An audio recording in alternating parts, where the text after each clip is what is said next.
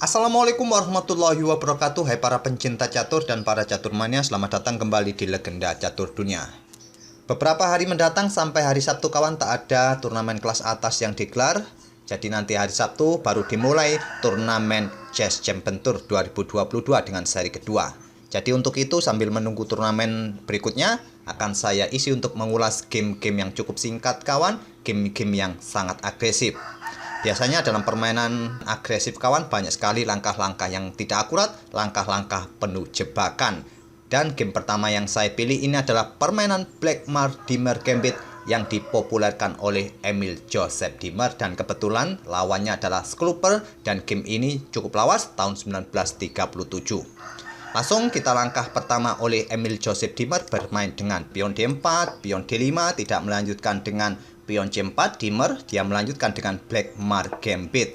Sebelum dimodifikasi oleh Joseph Emil Dimmer kawan, gambit seperti ini sudah ada terlebih dahulu dan dimodifikasi oleh Joseph Dimmer dengan kuda C3, nanti dilanjut dengan pion F3, jadilah Blackmar Dimmer Gambit. Dan gambit diterima, pion E, pion D pukul pion E4, kuda C3, dan di sini kuda F6. Ada juga yang melanjutkan dengan pion F5, gajah F5, ataupun ada juga yang bermain dengan pion E5. Dan jawaban terbaik bagi putih pada posisi ini adalah kuda E2. Tapi jika kalian menyerang dengan menteri H5, mengincar pion F7, diikuti dengan gajah C4 nanti, di sini hitam akan pukul pion ini mengancam kuda, gajah C4, kalian antisipasi atau diantisipasi dengan menteri E7, gajah G5 menyerang menteri, ditutup oleh kuda, dan biasanya akan berlanjut seperti ini kawan. Tak ada masalah bagi hitam serangan dari putih seperti ini. Oke, kita kembali ke langkah aslinya tadi. Setelah kuda C3 mengincar pion hitam kembali, di backup oleh kuda F6, dan selanjutnya adalah pion F3. Ini adalah Rider Gambit, kelanjutan dari Blackmar Dimmer Gambit kawan. Pion pukul dipukul balik oleh menteri. Langkah terbaik seharusnya memukul balik menggunakan kuda, tapi dalam permainan Blackmar Dimmer Gambit, menteri yang pukul pion F3 ini kawan. Ini adalah langkah yang cukup agresif. Jika kalian berpikir langsung menyerang menteri dengan gajah, kalian akan kesulitan nanti kawan. Pion akan habis oleh menteri putih. Jadi perlu diperhatikan bagi kawan-kawan pemula. Di sini menteri ambil pion D4 dan diserang oleh gajah. Menteri bergeser ke G4 menawarkan pertukaran langkah terbaik. Tapi jika kalian menggeser menteri untuk mengincar pion ini, maka di sini putih hanya tinggal bergeser rokade, pion ini akan aman. Nanti diikuti langkah-langkah berikutnya. Dan jika kalian sekali lagi menyerang menteri dengan gajah, maka berikutnya adalah kuda akan lompat ke peta ini kawan, mengorbankan menterinya dan skakmat satu langkah. Kalaupun kalian mencoba membackup pion ini dengan kuda A6, menteri akan pukul pion ini. Jika kalian serang dengan beteng, simple, menteri akan pukul beteng, dipukul balik, dan sama saja skakmat.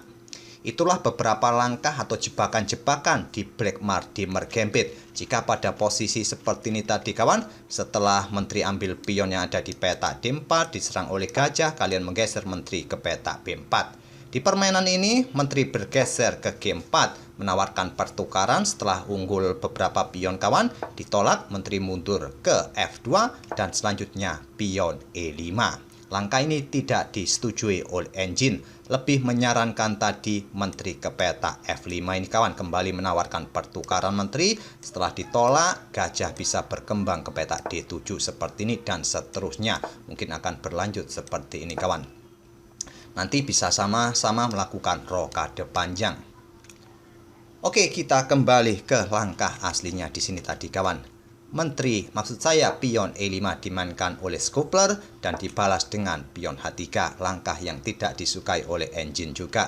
Di sini tadi kuda F3 merupakan pilihan terbaik. Ini adalah sesuai dengan prinsip-prinsip dasar catur, mengembangkan perwira secepat mungkin. Tapi pion H3 mengusir menteri, menteri ke F5 menantang pertukaran, ditolak, menteri putih ke H4. Lagi-lagi langkah rokade panjang merupakan pilihan terbaik, malah menempatkan menteri di peta H4. Dalam permainan agresif seperti ini kawan, terkadang langkah-langkah agresif tidak disukai oleh engine. Menurut engine itu banyak sekali langkah-langkah yang tidak akurat. Tapi terkadang di atas papan langkah-langkah seperti ini akan membingungkan lawan. Jika lawan tidak cermat, dia akan terjebak oleh langkah-langkah seperti ini. Selanjutnya di sini Menteri ambil pion C2, tadi bergerak menuju petak H4 mengorbankan pion kawan dan dibalas dengan gajah B5 skak. Sekali lagi langkah yang tidak akurat, tapi langkah-langkah seperti ini akan mengecoh lawan, ditutup oleh gajah. Menutupnya dengan pion ini merupakan pilihan terbaik, yaitu dengan tempo mengancam gajah. Apabila gajah ini ditarik mundur kembali ke E2, maka hitam mempunyai tempo untuk melanjutkan pengembangan. Tapi di sini tadi ditutup oleh gajah di D7 dan selanjutnya kuda ke E2 tidak diperdulikan. Selanjutnya pion A6, gajah mundur ke C4 dan sekarang pion B5. Gajah mundur ke B3 mengancam menteri ke D3 mencegah untuk melakukan rokade panjang.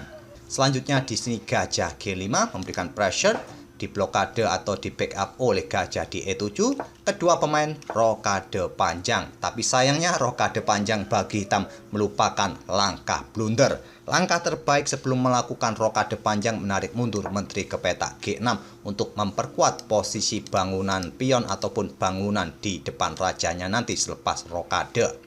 Dan posisi hitam akan tetap lebih baik nantinya. Tapi di sini tadi kita lihat hitam langsung rokade yang merupakan langkah kesalahan besar atau blunder kawan dan dimanfaatkan dengan langkah beteng naik ke F3, malah melewatkan langkah kemenangan. Pada posisi seperti ini posisi putih sudah sangat unggul berbalik 180 derajat sebelum hitam melakukan rokade tadi. Di sini langkah terbaik bagi putih adalah pukul kuda ini kawan. Setelah dipukul balik, kalian bisa mengorbankan beteng pukul gajah, terjadi pengorbanan pertukaran perwira, dan kalian melanjutkan dengan kuda ke D5.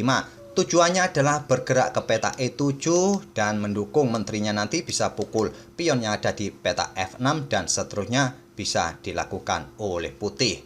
Kalaupun kalian membackup peta E7 ini dengan beteng, maka selanjutnya kuda akan pukul pion F6 skak, raja bergeser ke H8, dan di sini kalian bisa menggeser beteng kalian ke peta F1. Jika tadi pada posisi seperti ini, kalian membackup pion F6 kalian dengan menteri ke peta ini atau ke peta terang ini, kalian akan kena garduan oleh kuda di peta E7.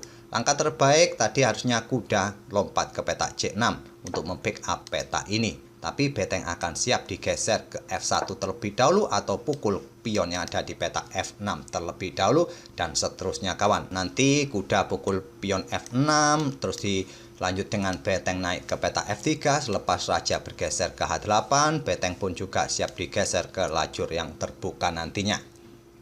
Oke, kita kembali ke langkah aslinya tadi. Selepas hitam rokade, jawaban Emil Dimmer adalah beteng langsung naik ke F3. Menteri menghindar ke G6 dan selanjutnya beteng ditumpuk ke F1.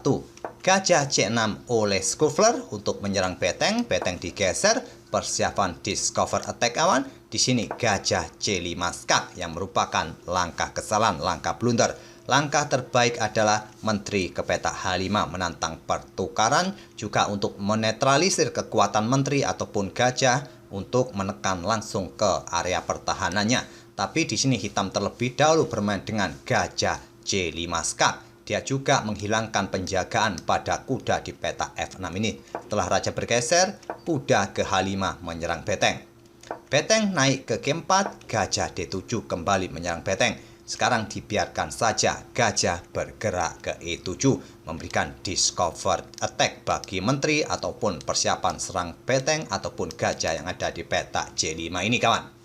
Dan sekarang gajah pukul gajah terlebih dahulu. Posisi gajah ini menyerang menteri putih. Menteri putih ambil gajah di E7 dan menteri ke D6. Langkah blunder besar. Pada posisi ini kawan, untuk menghindari ancaman beteng, di sini gajah bisa pukul beteng seperti ini kawan. Ini adalah langkah terbaik. Setelah gajah pukul pion F7, di sini bisa diambil menteri. Kalaupun nanti disikat oleh beteng putih, kalian bisa pukul balik menggunakan beteng hitam. Tapi memang posisi putih sudah lebih baik pada posisi seperti ini kawan. Di beberapa langkah berikutnya pun juga hitam akan tetap kolaps. Tapi melangkahkan menteri ke peta D6 ini merupakan kesalahan besar. Karena pada posisi ini 5 langkah lagi akan terjadi skakmat. Seperti biasa coba temukan kombinasi 5 langkah skakmat yang bisa didapat oleh putih kawan. Silahkan pause video ini, tak perlu lama-lama, cukup mudah kawan. Ini levelnya adalah level sederhana, level mudah. Apakah kalian menemukan langkah seperti ini kawan? Beteng pukul pion F7. Ini adalah langkah permulaannya kawan. Beteng pukul pion F7. Menteri hitam ambil menteri putih. Dan selanjutnya beteng ambil pion G7. Open skak, double skak tidak bisa dipukul oleh menteri kawan. Ataupun skak ini ditutup. Raja harus bergeser. Dan selanjutnya adalah beteng G8 skak. Harus dipukul dan diakhiri dengan beteng pukul beteng skak mat. Itulah kawan permainan agresif dari Emil Joseph Dimmer, sang kreator Blackmar Dimmer Gambit. Seperti yang saya sebut kawan, langkah-langkah jebakan sebetulnya adalah terkadang juga lemah jika lawan sangat teliti atau sangat hati-hati. Tapi terkadang juga langkah-langkah pengorbanan, langkah agresif juga bisa membingungkan lawan. Tapi jika berhadapan dengan Magnus Carlsen, jangan coba-coba kawan. Dia sangat hati-hati permainannya. Sangat sulit untuk menjebak Magnus Carlsen dalam posisi apapun. Apalagi bermain dengan gambit-gambit yang sekarang Blackmar Dimmer Gambit ini sangat jarang atau bahkan tidak pernah kita temui level atas bermain seperti ini. Jadi memang kawan dalam permainan Blackmar Dimmer Gambit dengan pion D4, pion D5, pion E4 ataupun pion E4 terlebih dahulu, pion D5 dan dibalas pion D4 sama saja, pembukaan seperti ini sangat lemah sebetulnya. Dan di langkah-langkah berikutnya, permainan seperti ini sangat mudah dipatahkan oleh hitam jika hitam bukan pemula. Tapi sekali lagi permainan seperti ini sangat menarik untuk bagi kawan-kawan yang masih pemula untuk mengerjai pemain pemula lainnya. Semoga permainan kedua pemain tadi atau permainan Blackmar Dimmer Gambit tadi bisa menghibur kalian dan bisa kalian aplikasikan bagi kawan-kawan pemula untuk mengerjai kawan-kawan yang ada di pos kampling atau pos ronda. Dan kita akan bertemu di video-video agresif lainnya. Besok mungkin gambit yang lain. Kalau kalian ingin merequestnya silahkan kalian komen di kolom komentar kawan. Besok saya coba carikan game yang agresif yang tidak terlalu panjang. Oke, kita akan bertemu di video-video berikutnya. Terima kasih. Wassalamualaikum warahmatullahi wabarakatuh.